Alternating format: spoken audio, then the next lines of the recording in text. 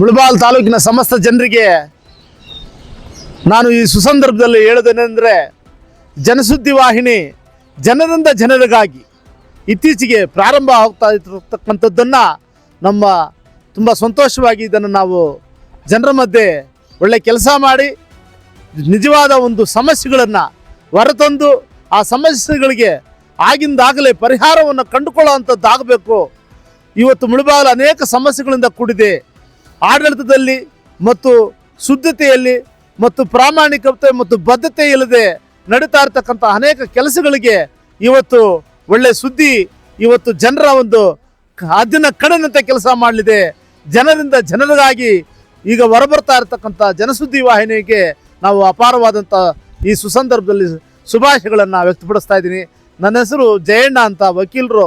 ನಾನು ಈ ಸಂದರ್ಭದಲ್ಲಿ ಅನೇಕ ಕಾರ್ಯಕ್ರಮಗಳನ್ನು ಈ ತಾಲೂಕಿನಲ್ಲಿ ಜನಪರ ಕಾರ್ಯಕ್ರಮಗಳನ್ನು ಮಾಡ್ತಾಯಿದ್ವಿ, ಅನೇಕ ಕನ್ನಡ ಕಾರ್ಯಕ್ರಮಗಳು ಮಾಡ್ತಾಯಿದ್ವಿ, ರೈತರ ಪರವಾಗಿ ಕಾರ್ಯಕ್ರಮ ಮಾಡ್ತಾಯಿದ್ವಿ.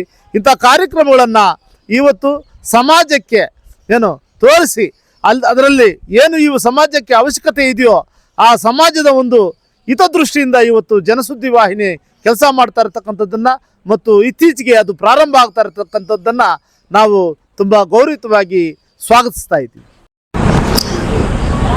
ಇತ್ತೀಚೆಗೆ ಮುಳಬಾಗಿಲು ನಗರದಲ್ಲಿ ಜನಸುದ್ದಿ ವಾಹಿನಿ ಒಂದು ಚಾನಲ್ಲು ಪ್ರಾರಂಭ ಆಗ್ತಾ ಇರತಕ್ಕಂಥದ್ದನ್ನು ನಾವು ತುಂಬ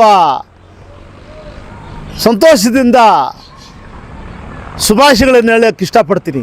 ಯಾಕಂತ ಹೇಳಿದ್ರೆ ಮುಳಬಾಗಿಲು ತಾಲೂಕಿನಲ್ಲಿ ಸುಮಾರು ಸಮಸ್ಯೆಗಳು ಇವತ್ತು ಜನರನ್ನು ಕಾಡ್ತಾ ಇದ್ದಾವೆ.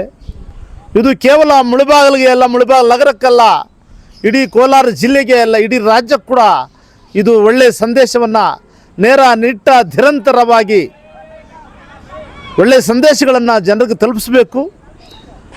ಇದರಲ್ಲಿ ಮುಖ್ಯವಾಗಿ ಜನಸುದ್ದಿ ವಾಹಿನಿ ಜನರ ಕಣ್ಣಿನ ಅಂತೆ ಏನು ಸಮಸ್ಯೆ ಎಲ್ಲಿದೆಯೋ ಅಲ್ಲಿ ಸದಾ ಅದನ್ನು ಕಣ್ಣಿಟ್ಟು ನೋಡಿ ಕೆಲಸ ಮಾಡುವಂಥದ್ದಾಗಬೇಕು.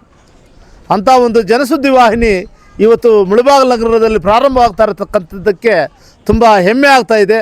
ಅದಕ್ಕೆ ಅಪಾರವಾದಂಥ ಧನ್ಯವಾದಗಳು ಮತ್ತು ಶುಭಾಶಯಗಳನ್ನು ವ್ಯಕ್ತಪಡಿಸ್ತಾ ಇದ್ದೀನಿ.